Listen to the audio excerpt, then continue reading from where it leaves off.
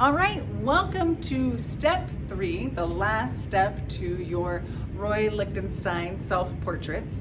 In step 2, you added your thought bubble using pencil and then you outlined it with Sharpie. So now it is all complete with your self portrait and your comic book strip thought bubble. Or of course you could have chosen to do more of a speaking bubble or more of a dramatic POW sort of shape. Of course, like I said, we're wanting to reflect that comic book sort of style of communication. So those were your options for the wording that you chose for your self-portrait. Okay, so in this lesson, we're going to talk about how we're going to add color. And hopefully you've gone through and you've learned all about Roy Lichtenstein in the Google slide. If you haven't, please check that out.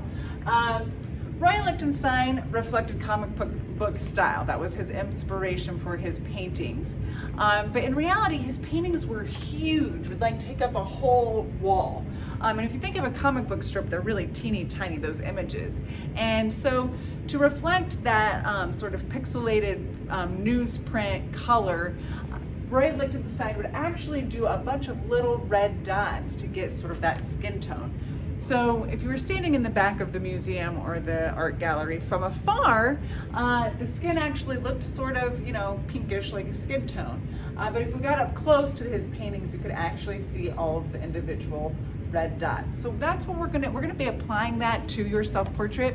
You're gonna actually be using red Sharpie, or if you so choose, you may use brown or gray to create a whole bunch of little dots on your face to create that skin tone. So red Sharpie, brown, or gray. You're just picking one of those to do the dots, and I'll be demonstrating that here in just a moment. So that's step 1, is to use Sharpie for the dots. You may also use Sharpie to add color in small areas, like my lips, colored in my eyes, and my words if you did block lettering. And this one I didn't do block lettering, so I'll just leave my thought bubble white and my lettering black.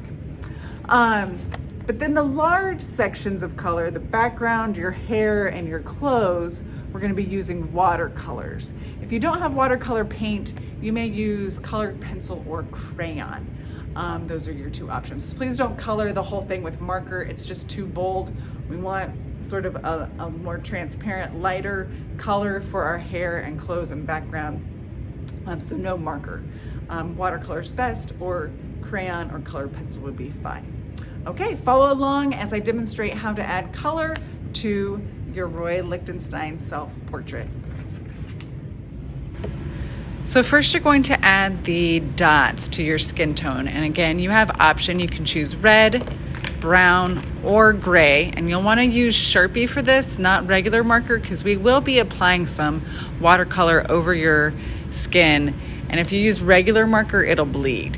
So make sure you have Sharpie, either red, brown, or gray. And you're going to begin making small little dots across your face, starting at the top of your forehead and working your way down. We want our dots to be quite small because we don't want to look like we have the chicken pox. We don't want really big dots. You want really small dots. Also, just you're gently tapping or dotting. You don't want to ruin the end of your Sharpie. So no need to press really hard. It's just small little taps going across the skin portion of your face.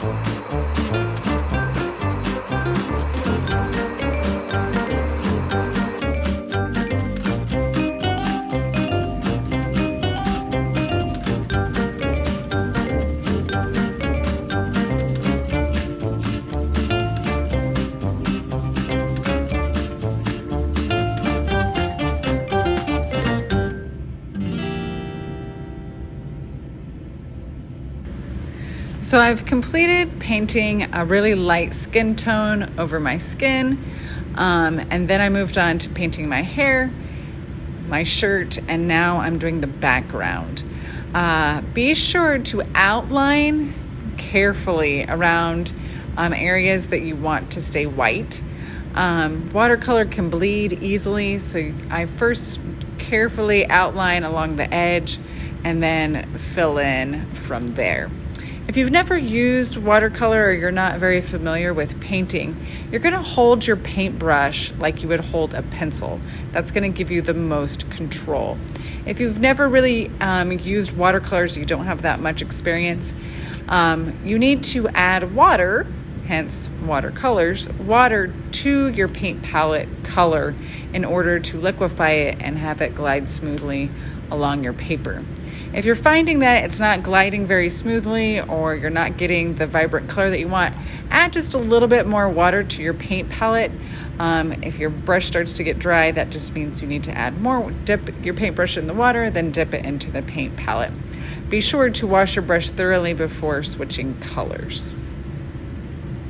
We want no white space showing on this artwork except for your thought bubble.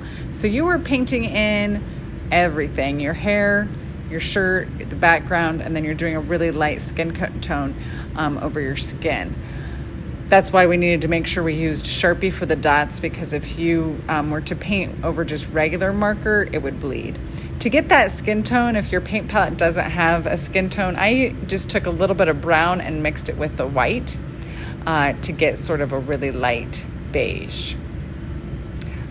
Be sure to check out the Google slide for grading criteria for this project. Remember, neatness is always a portion of your grade, so make sure your brush strokes are going in one smooth direction. Again, you're filling in all the space except for your thought bubble. Your paper should be filled with color.